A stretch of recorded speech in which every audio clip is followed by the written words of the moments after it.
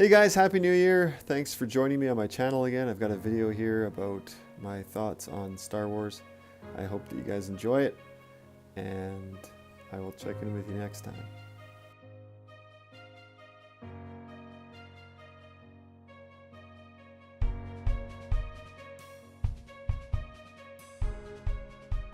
Welcome back to my channel, you guys. Happy New Year, one and all. I hope that you had a very fantastic Christmas and New Year's Eve and day and all that stuff, and had a great time with your families, doing whatever it is you were doing.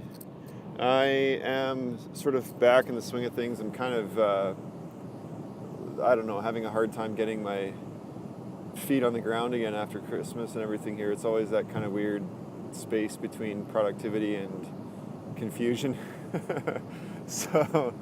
But I'm getting there. And I wanted to take some time today to talk about something that's very dear and near to my heart, and probably likewise for a lot of people my age. And I know this for a fact because I've had some interesting conversations with people my age about this topic. And I'm sure you've probably heard a lot said on it over the past number of weeks here. And that topic happens to be The Last Jedi. And maybe you guessed it by the title of the video and possibly by the thumbnail of the video. But nonetheless, what I would like to talk about is Star Wars. Now, I've listened to a lot of analysis and sort of reflections on the film.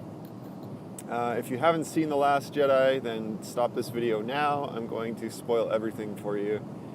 But I think I just felt compelled to talk about this, not by the dark side, but just compelled because Star Wars is something that I grew up with.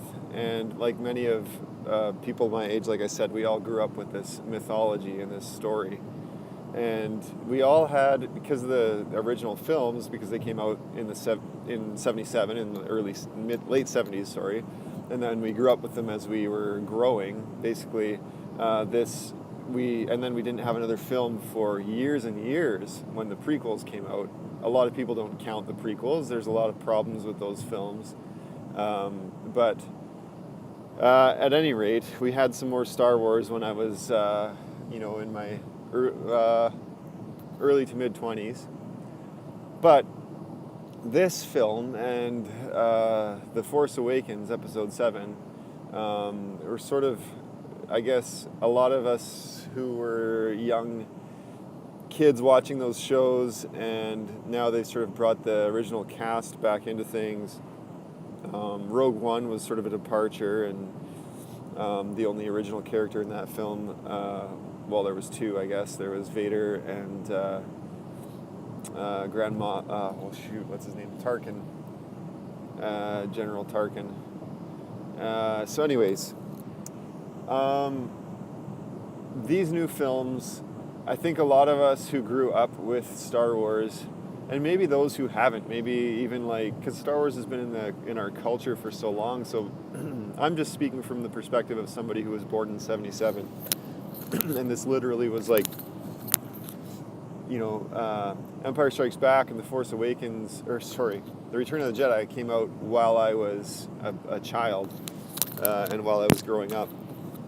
And so I'm speaking to it from that perspective. So the interesting thing is these films have created loads of backlash. There's so much commentary and people, angry about stuff. You hear things like, not my Luke Skywalker, and just people just up in arms about how these films have sort of finished off the story arc for Luke Skywalker. And that in particular, I think, is something I'm going to kind of focus on a little bit in this video, because what that sort of speaks to me about is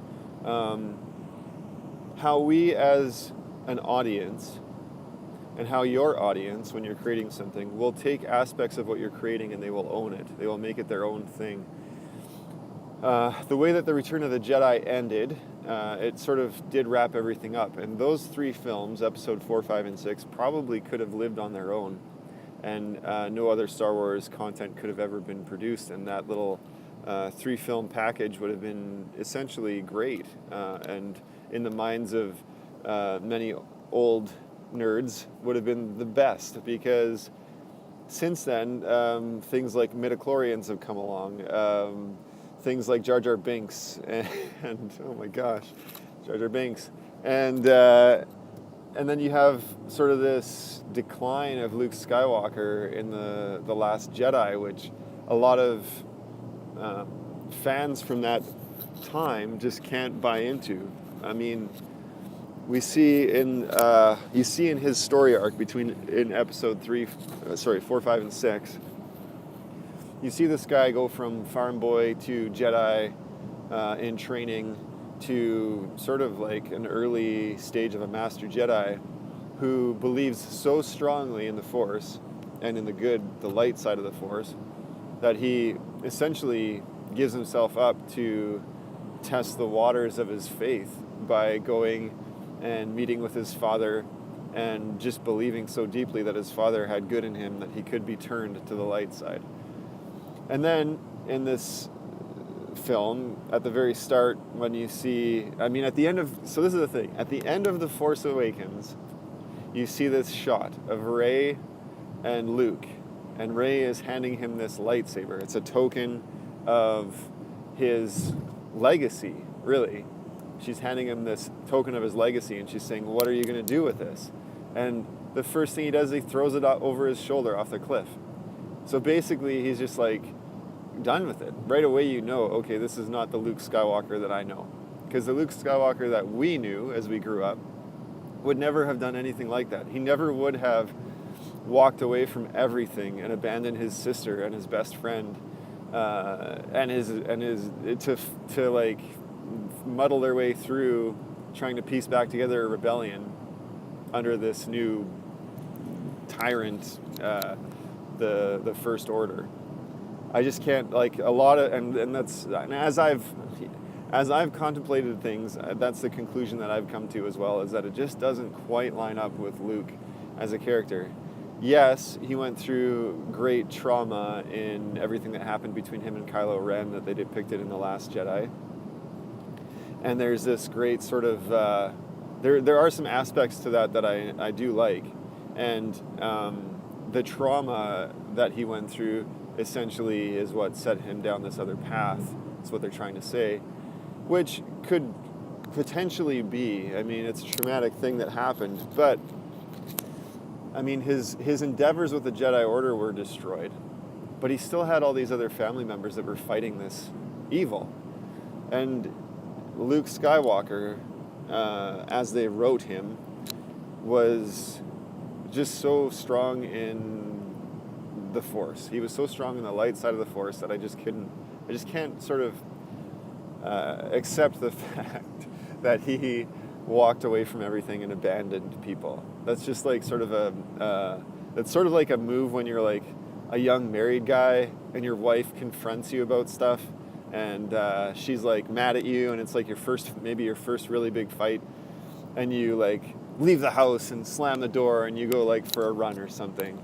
And then you like come back and expect everything to be okay because you just didn't want to confront the issue. You'd rather just run away from it and put your head in the sand and be angry about stuff. It's like, that's like an immature way of handling conflict. It's like it's not what I would expect from a Jedi Master who, let's not forget, so in the scene of The Force Awakens and The Last Jedi, where Luke Skywalker is training the Jedi, he's not a young guy anymore. So we don't know. There's like years between the end of the Return of the Jedi and the incident of Kylo Ren going crazy and killing everybody. There's a whole bunch of time between those two incidences where we don't know what happened, but we assume that Luke Skywalker has been honing his Jedi craft, that he's become this master Jedi who can run a whole school of Jedi. Very similar to what Yoda's role was in episode 1, 2, and 3 before he died in The Empire Strikes Back. Now, I guess when you think about it, Yoda sent himself off into isolation as well. So maybe they're just trying to parallel those two storylines. But I see Yoda's isolation as something different because the end of episode 3, the Jedi Order exploded. It was totally obliterated and annihilated. Everybody that Yoda ostensibly cared for was gone. Whereas Luke still had his sister, who, as we see in The Force Awakens, is very strong in the Force. The Last Jedi is very strong in the Force. So, I don't know, there's just all these pieces that don't really fit. Anyways, so there's that component of the film that just doesn't sort of fit story-wise. Then another piece that I kind of like, I did enjoy how they wrapped up Luke's storyline. While I was watching the film, I totally bought into everything that was going on in the film. And I was listening to another writer talk about that effect, and they call it the refrigerator effect, where you're in the middle of a film or you're listening to a story. In the middle of the process, you really buy into it and you get into it, and it's like, oh, this is awesome, I love this. And then at 2 a.m. or whatever, when you go downstairs to grab a glass of water, or you open the fridge door and that blue light is staring you in the face, it all suddenly becomes clear, and you're like, none of this makes any sense. Wait a minute, I hate this film. And so you just kind of lose I guess the luster wears off finally, and you sort of start to analyze this film or story for what it is. And so I think that happened to me because I saw the film twice. The first time I saw the film, I was like, oh yeah, it's great. And I was like excited to go see it again with my brother. My brother and I went to see it again, and my brother is like smarter than I am, and he picks up things quicker than I do. And he came out of the film and he's like, no, I don't like it. I don't like this. I don't like that. And I'm like, why? What didn't you like? And so then we started this conversation, this dialogue about what things he didn't like. Now, some of the stuff that he didn't like was tied into sort of political reasons, which I'm totally not a political person. And you'll find sort of those dialogues out there about the politics of the film, and how some people say it's like a tool of whatever, Hollywood trying to brainwash us and blah, blah, blah. I'm not talking about any of that stuff. I don't care about that. My concern is, how is this story holding up, and how does the story work? Now, I just don't think that there's parts of this that just don't work for me. So there's the whole inconsequential diversion that Poe Dameron and Finn and what's the new girl's name? I really liked her, Rose. Actually enjoyed her character, and the actress, I thought she did great. But their whole side quest to get this hacker guy and destroy the tracker and blah blah blah was completely inconsequential. And there's a lot of red herrings in this film, and I kind of feel like, I guess that was like a red herring that the director chose to throw in there, or the writer and director chose to throw in. But it just doesn't seem to jive for me, because it's a large portion of the film, and it effectively makes 3 characters' journey. So Finn, Rose, and Poe, their portion of the story and their heroism becomes impotent because it completely fails, and it's completely useless. So they're doing all this stuff. The only purpose it serves is to show this other planet where there's these cartoony aliens gambling, and it just doesn't fit in. It's like a weird another dimension that they travel to that is unnecessary. They were trying to show, I think they were trying to show the different layers of evil within a culture, and how we can't make assumptions about good and evil, and that there's sort of like a gray area, or like a moral, there is no moral high ground or something. I don't know. It was just very, it wasn't clear to me what the purpose of it was, and it was just sort of damning for those characters, which just was unfortunate. I didn't enjoy that, because I want these heroic archetypes to stand for something in a way. Like Poe Dameron is a very archetypal character, the pilot, the bad boy, the sort of like wild card in your planning. And there was one moment where I thought like, oh, this is going to be awesome, because he was like had been reprimanded by Princess Leia, or General Leia, I guess she is in this situation. And they were being chased by the First Order, and which is the logistics of that whole thing are just a whole other thing that I had a hard time stomaching all that. But anyways, and he's like, permission to go out, get a jump in an X-Wing and blow everything up. And they're like, yeah. She's like, yes. And he's like, yeah. And then it's like this, all right, start to get ramped up for this like awesome space battle. And then Kylo Ren obliterates their whole fleet in one missile strike. And it's like, oh, that's the end of that. And then the rest of the film, Poe Dameron is just like trying to understand what Finn and Rose are talking about, and he's just sort of like trying to direct people to make things happen, and then he's like ready to jump to hyperspace, and then he gets stunned by Princess Leia, and it falls apart. And it's just like, I don't know. It just feels empty, like an empty chunk of the film that has no purpose. I mean, they touch on things like animal cruelty and all these things, and it's like, yeah, all that stuff's important, but that scene beat us over the head with it, and it just felt out of place in the context of a Star Wars film, to me. Anyways, and the bigger problem for me is that it didn't serve to advance the characters at all, to me. So there's all that. Then there's the whole issue of Kylo Ren. Kylo Ren is like this really cool. I really enjoyed him in the Force Awakens. He's like this raw, untamed sort of like lion monster who is very powerful in the Force, and you expect that he's going to become sort of this unstoppable tool for the dark side. And then in this film, he takes the place of the Supreme Leader Snoke, which just felt very forced because he hasn't completed, even the way that Snoke interacts with him, he hasn't yet completed his training as an apprentice. He's not really a full Sith, and it shows in the scene where he doesn't kill his mom. Like he's still in conflict. I feel like they could have treated, fine, like have him kill Snoke, but I feel like they could have treated his motivations more authentically. So he kills Snoke, and then he offers a hand to Rey to offer her to join him. But he doesn't, in that moment, it's like selfish motivations.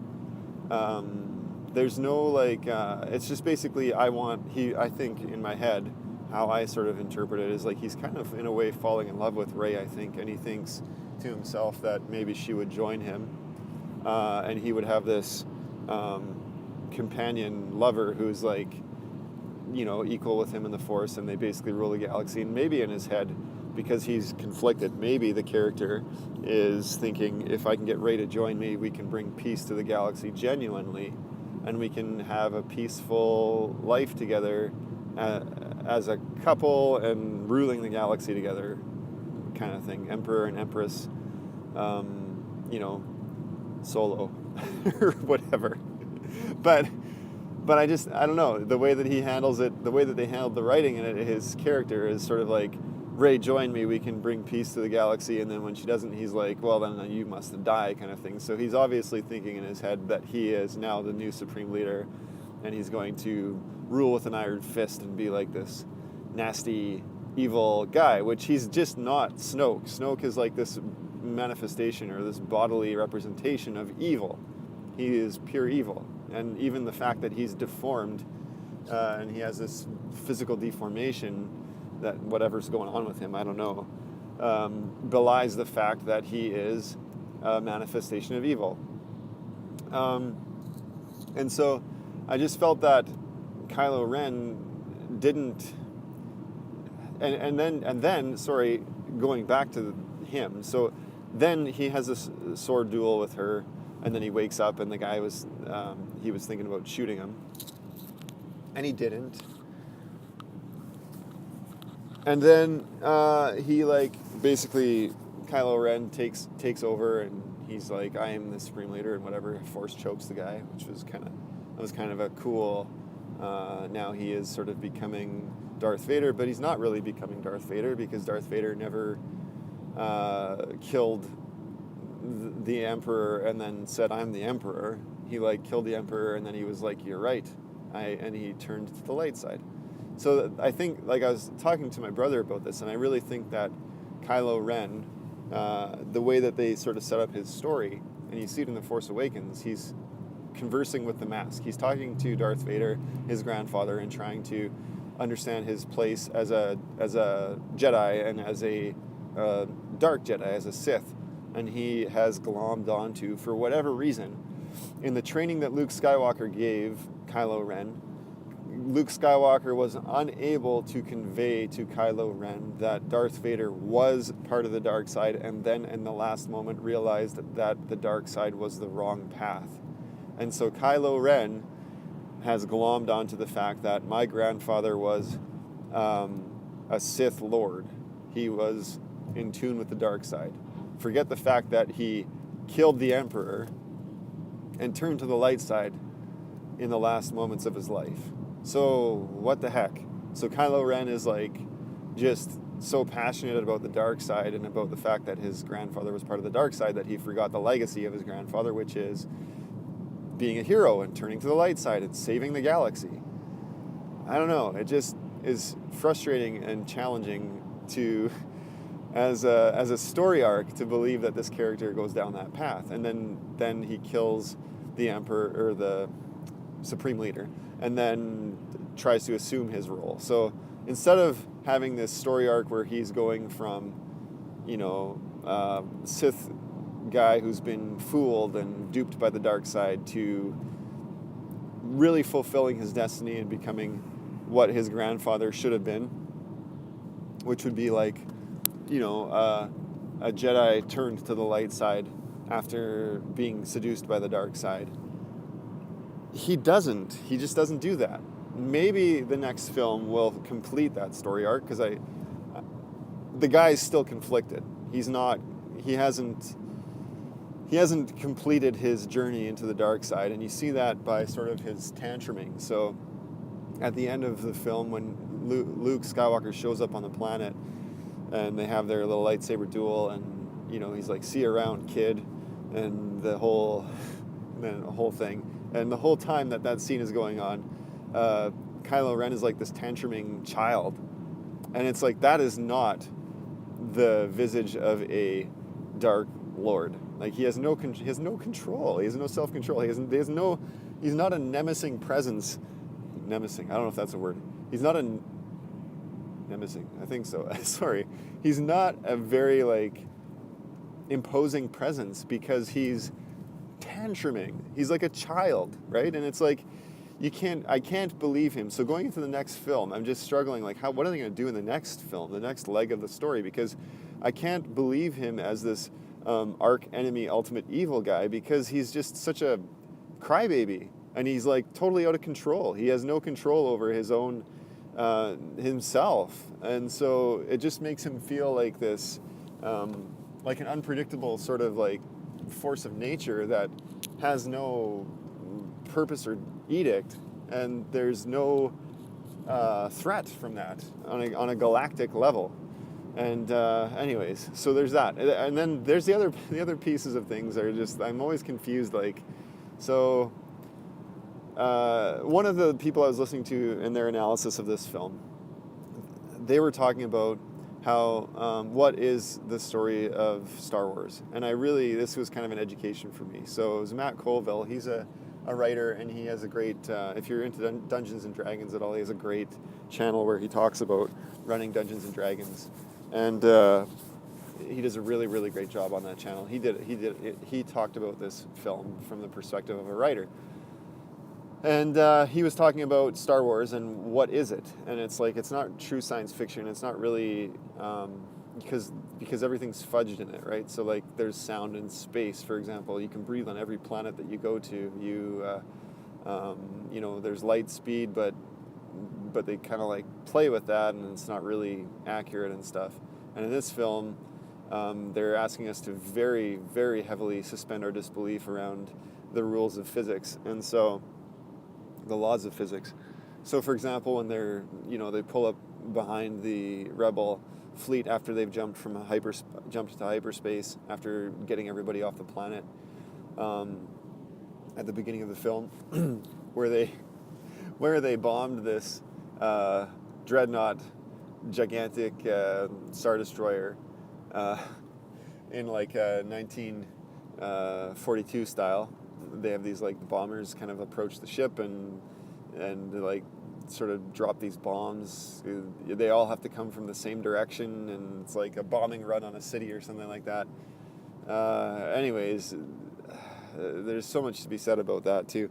But so they do that, then they catch up with, and they're using these like orb bombs that look like World War II bombs. Anyways, and they drop them. They literally drop them with gravity out of the ships in space. Okay. Anyway, so they do that, and then they catch up to the rebel fleet, and they're like, "Oh, we can't catch these lighter ships. They're faster and lighter, and we just can't catch up to them." But they're in space, so like, pump your jets and get your giant ship moving through the vacuum where there's no friction. Jump to light speed, then jump back to the location of your fleet, but facing the other direction. Sandwich them. You got like 8 Star Destroyers or some craziness. It's just asking a lot of its viewers. A lot. And so, I don't know. Like you get scenes like that in the old films too, where there's like sound, and there's sound in space, and like the way that Luke Skywalker's proton torpedoes go into the Death Star trap is just kind of crazy, from a physics standpoint too. But it's sort of more forgivable in some ways because I don't know. It just seems more logical the way that film is written. Even in this film, like at the end where the purple-haired girl, which by the way, I have a real problem with the design of that character. I have no problem with the character and her motivations and all that stuff, but the design really bothered me. I'm like, why is there a person with dyed hair in the Star Wars universe? Like, where did she pick up the hair dye? It's just crazy. It just doesn't. That did not jive with me. But anyway, why didn't they earlier in the whole process of being chased? Why didn't they turn around like one of maybe they had to use that big ship to smash the whole fleet with their hyperspace jump? I mean, they're losing all these ships. There's multiple captains or generals or whatever dying on their ships because like they're making sure everybody gets off, and then they're still piloting and they blow up. They showed that. So why didn't one of them turn the ship around in hyperspace into the fleet? Right? Like it's just logistical things that just don't make any sense. So anyway, though that's my breakdown. And there's a lot more to be said, but this video is getting really long. What I really want to talk about is story. So the neat thing, or the thing that's interesting to me about this whole film and about all this dialogue that's coming up about it, is how story is so important to us. And this film and this story arc in particular, the thing that sticks out to me is that it's a true allegory. So the reason I think that we are so passionate about it, and it becomes like this cultural sticking point, and you see all these memes and stuff on internet, and people talk about it, and people put videos like this on YouTube because we're crazy, we have nothing better to do with our lives, I guess. But there's so many people have passionate opinions about this story because it's a true allegory. It's like, it's very clear about good and evil. It's like, this is evil, this is good.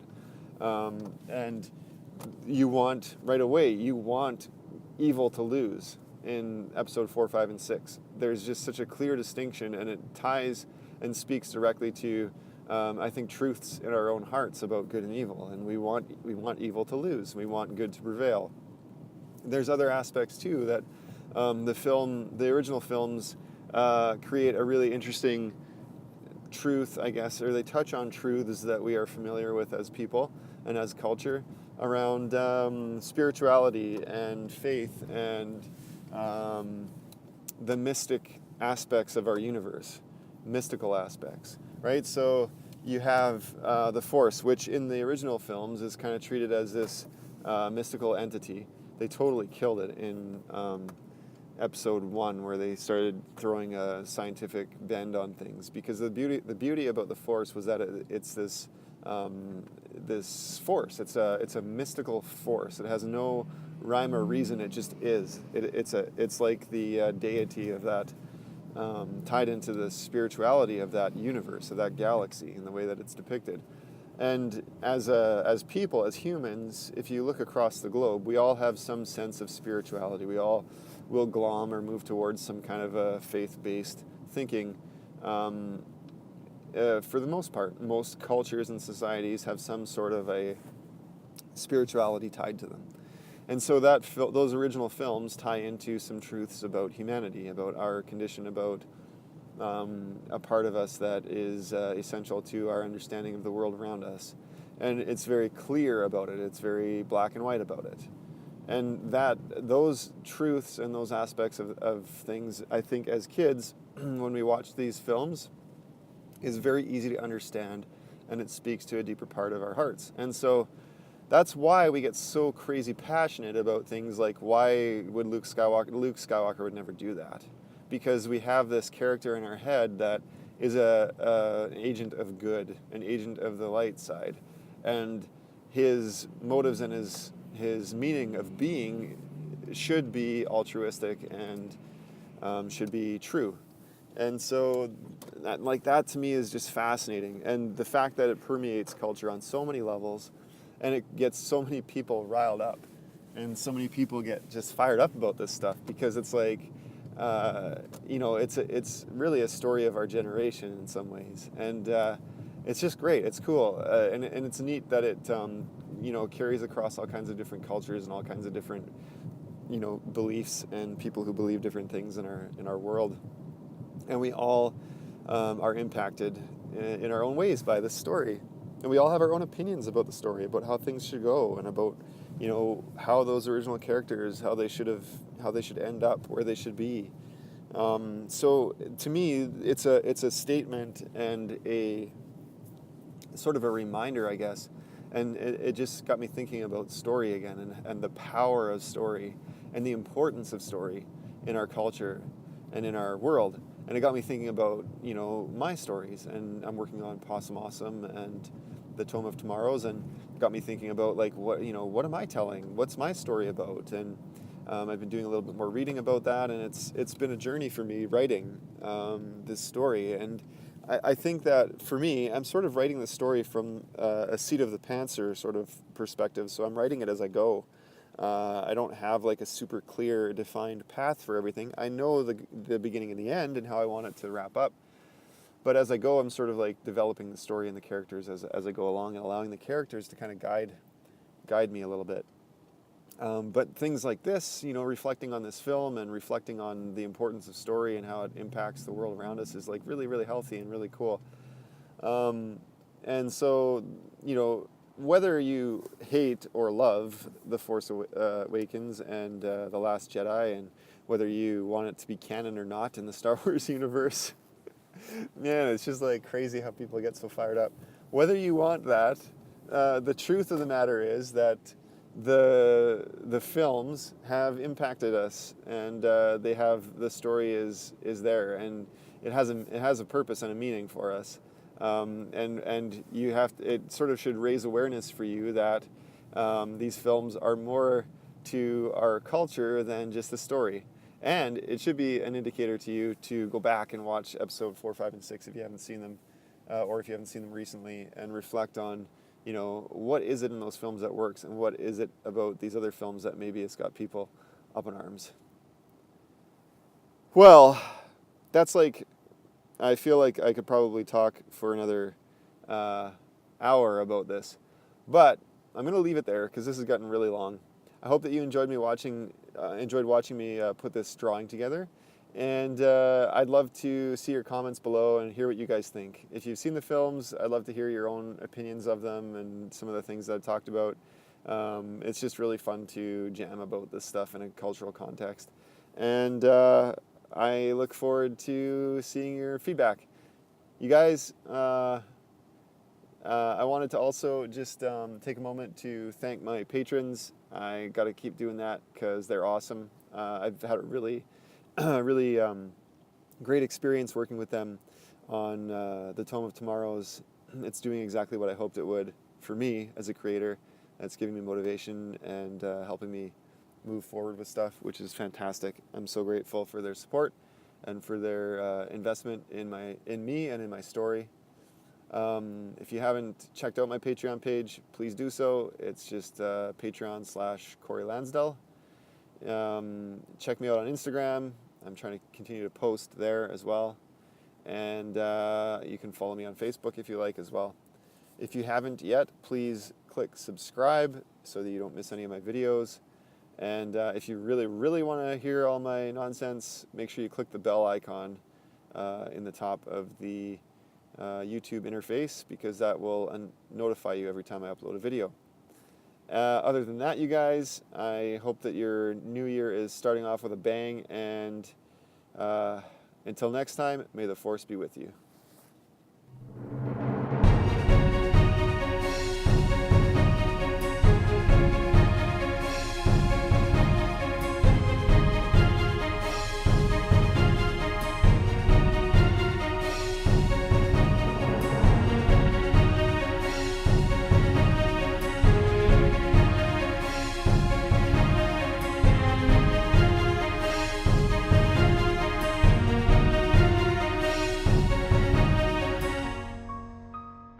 Hey guys, thanks for watching this video. If you'd like to see more content, please click one of the videos on the screen.